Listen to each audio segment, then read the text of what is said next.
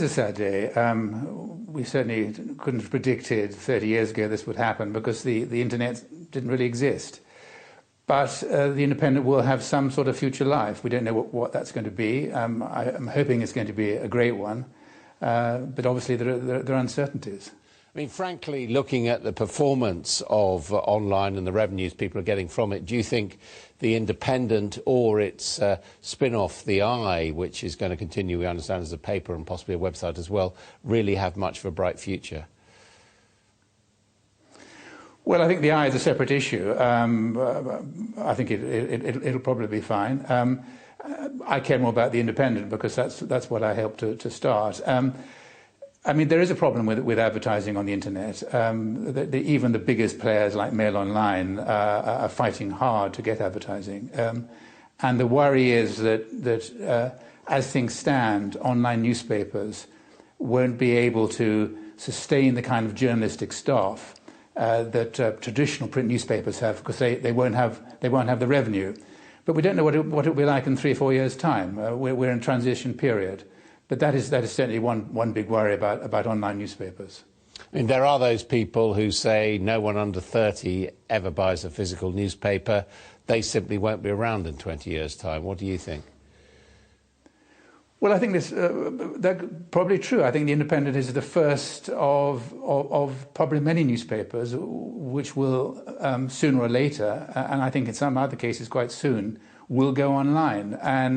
And that is going to have profound implications on their ability of these new online newspapers to provide, if they can provide, the kind of journalistic resources that papers have in the past. I mean, it should be said, by the way, that I think for a lot of people under 30 who are now reading online, this announcement about the Independent stopping printing is in a way beside the point, because for them the Independent already only exists online. They're not interested in the print version. But of course, there are older readers, such as myself, who will mourn the passing of the print edition.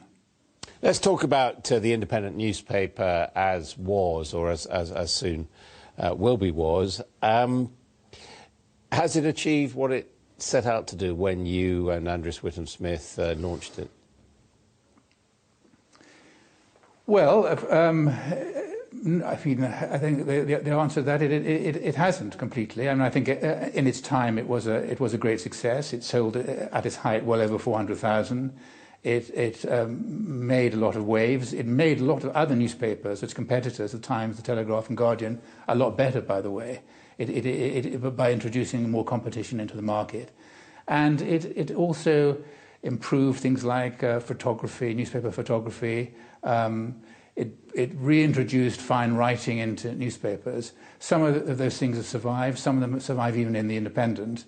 I wish it was still selling 400,000, but the world has changed.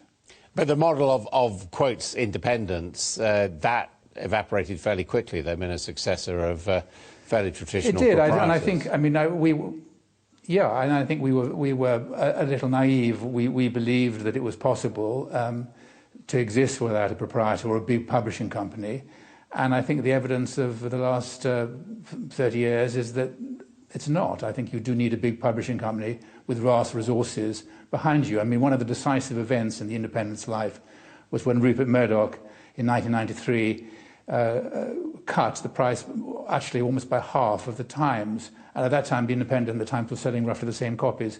The Independent then fell off a circulation cliff because we didn't have the resources to match what Murdoch could do.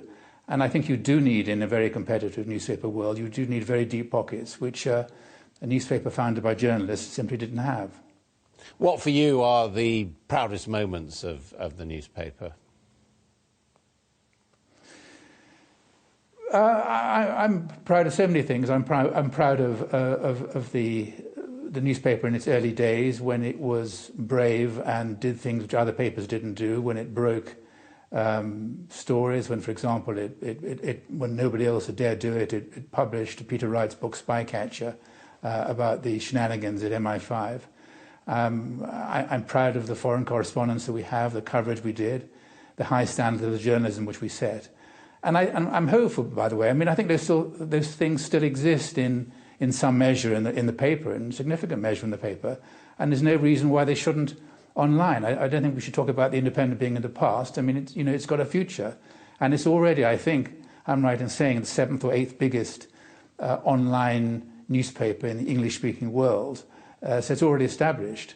The danger, though, of online newspapers is that they tend to be more dumbed down than their print counterparts, and that's one other worry what I would have about the Independent's future online.